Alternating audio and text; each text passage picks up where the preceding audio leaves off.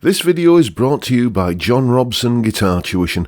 If you enjoy the content, please consider supporting the channel by enrolling on a course, purchasing some guitar lessons or a t-shirt, or you can join my Patreon. Now, on with the show. Hello chaps, welcome once again to John Robson Guitar Tuition. As always, I do hope you're well. Right then, it's Tuesday, so that means we're doing a top 5, and I've had a few requests to do one of these videos about my 5 favourite riffs, so I thought I would kind of do something in that vein today.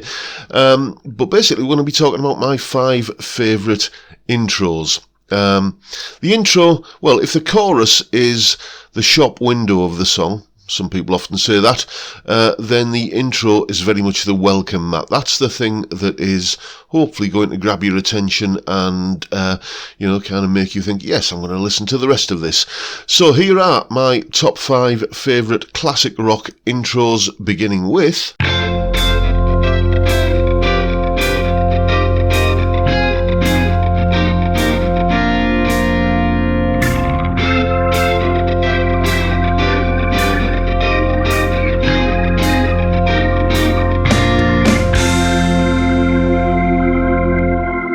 Yes, Sylvia by Focus. Now, this came out when I was 5 years old in 1972, but I didn't first hear it as a single or anything. I certainly don't remember it being played, on Top of the Pops or anything like that, or the charts or anything. No, there was a local BBC radio station, I think it's still going in my neck of the woods, that used to use this, or the first few bars of this tune, as the intro to the traffic report. Which roads were all snarled up and, where there were kind of traffic jams and stuff. That kind of thing that you have on any local radio show. This was the music that introduced this. And I absolutely loved it. And it was, as I say, it came out when I was 5, this song, but I remember this being like, kind of much later, probably when I was about 9 or 10. So what I did was, I didn't know it was a tune that you could buy on a record or anything like that. I just knew it was the music from the traffic news on the radio. So I put pen to paper in my best newly learned joined up handwriting and wrote a letter to the DJ on the morning show, the unlikely named Colin Bunyan, I seem to recall, and asked him what that music was. And bless him, he replied. He sent me a signed photograph and, basically told me that it was called Sylvia by a group called Focus, and then a few days later he actually played it in full on the radio, which was very generous of him, because I had my fingers poised over the play and record buttons on the cassette deck, as you did in those days. And that's, it's a tune that's made a big impression on me. I love the sound. It's just one of those things that, great music does. You can't explain why you love it, you just know you do. So that's why that one's on the list. Next.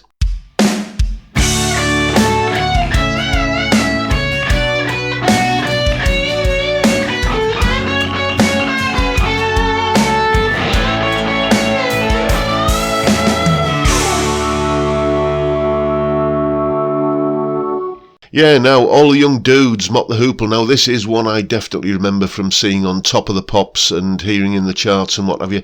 This came out again in 72 when I was 5 years old. And, it was around about that era when you're first starting to kind of get into music and stuff. I'd already decided not much younger, but a little bit younger than this, that I like the Shadows. But there was just something about this, the melody of this intro here, that I just loved it. I remember probably, doing that thing that you always do when you're a kid and you can't play a guitar, but you can pick up a tennis racket and do that, kind of miming in front of the mirror sort of thing with this one. I didn't know that it's based upon that descending major scale bass line figure that is, characterises everything from Bach's Air on a G string to, White a Shade of Pale to No Woman, No Cry, or even, When a Man Loves a Woman. I just knew that it sounded really good. And I tell you, the best version I've seen of this, and for many years I thought this guy was the bloke who recorded it, is if you check out the Freddie Mercury tribute concert from 1990, was it? 91? Not about then. Mott the Hoople, or Ian Hunter comes out and with some members of Mott the Hoople, and they do a fantastic version of this with Bowie there as well.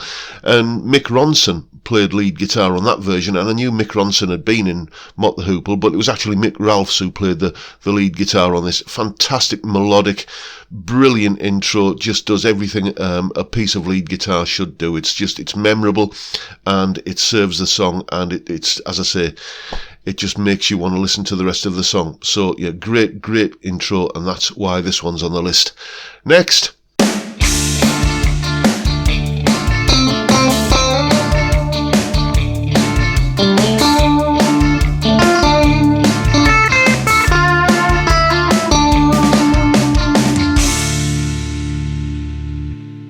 Yeah, probably the first 8 bars of Dire Straits that many of us ever heard. In case you haven't noticed, that was Sultans of Swing. There was nothing like it at the time. It just stood apart as being different from everything else that was in the charts. And you got to remember, this is the late 70s, 79 I think this was. Dire Straits had not yet acquired their slick 80s yuppie image. They were seen as a little bit edgy and a little bit sort of, I seem to remember at the time they were often described as a new wave band. But they weren't like any of the other new wave bands, like you could probably say Boomtown Rats or the Vapors or the Jags or any of those other bands from that era. But they did, they were a kind of a guitar-based band, doing stuff that had guitar solos in it. But they weren't like, any of the kind of rock bands that were coming out at the time, like UFO, Iron Maiden, Saxon, any of those guys. This was just something different, but it was completely different to any of the rock stuff, and it was completely different to any of the sort of disco stuff that was dominating the charts. And it made a big impression on me, And the thing about this song I remember is just the universality of it. It was just as likely to be a song that your geography teacher liked, as it was by your friend who was a bit of an edgy Mohican punk kid. It had that sort of universality to it, and why wouldn't it? Great song, great guitar playing. And see, when I think of Dire Straits, I think of this. I don't think of that, I want my MTV 80s yuppie kind of stuff. This, for me, is the real Dire Straits, and it's the song that turned me on to them. So, there you go. That's why that one's on the list. Next.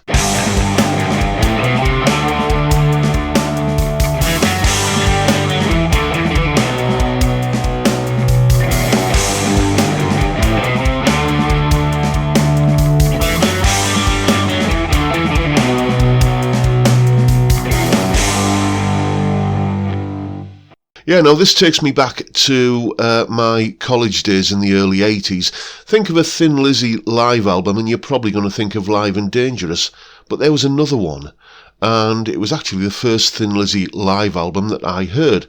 It was called Life, and it was the album of the tour of the Thunder and Lightning era, which was like their sort of final swan song album, really, before Phil died. And it's a different beast, really, to Live and Dangerous. It's got all the usual suspects on there. It's got, Boys Are Back in Town and stuff, but it's also got some tunes from the Thunder and Lightning album, and it's got this. It's got the Black Rose title track on there. And that was the first time I'd heard this piece of music, because apart from like the obvious hits like The Boys Are Back in Town and Sarah, and maybe Chinatown and stuff like that were like on top of the pops or in the charts that I would listen to, I didn't really know much Thin Lizzy. I was also starting to get into Gary Moore at the time via the Victims of the Future album, and Gary actually came and joined Thin Lizzy on this tour and played on this track. And honestly, it's electrifying, it's mesmerising. I absolutely love the whole Black Rose album and this title track in particular. Honestly, if there's only one album that you go and check out, or one track that you go and check out as a result of this little list I'm going through today, make sure it's that one. It's a fantastic track and it's a fantastic album. So there you go, Black Rose by Thin Lizzy. Now, let's see what's made the number one slot.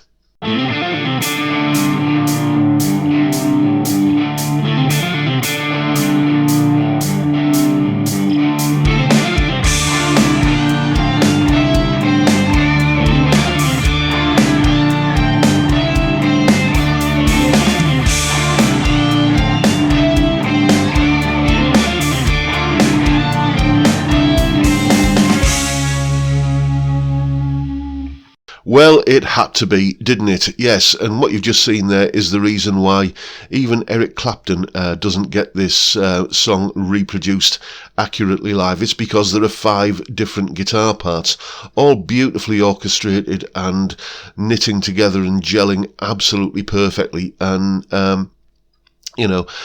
I did this analysis of this intro part a little while ago, last year sometime, as a Patreon exclusive thing, so that's already up there.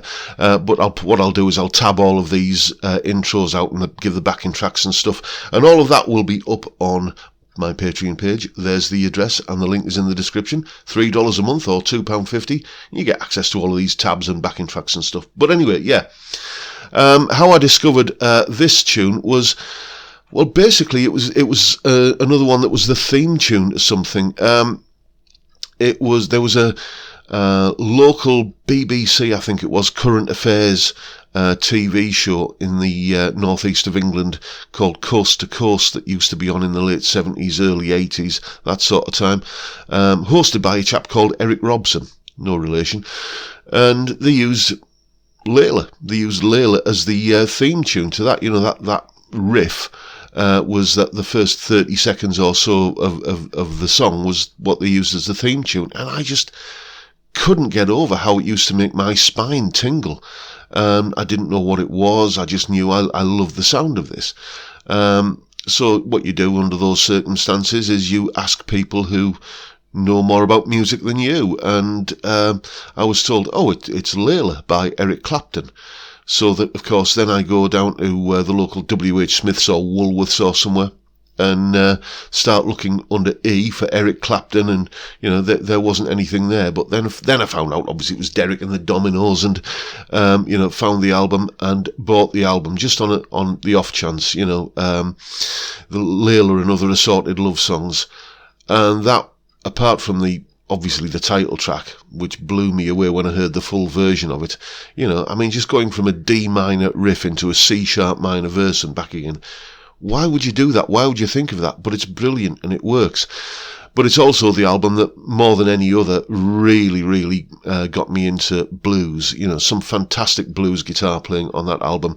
Duane Allman and Eric Clapton just jamming, just brilliantly, well, fiery, passionate, energetic, soulful blues guitar playing all the way through that album. But it's the title track that I discovered via a local BBC current affairs news programme that, it has a lot to answer for.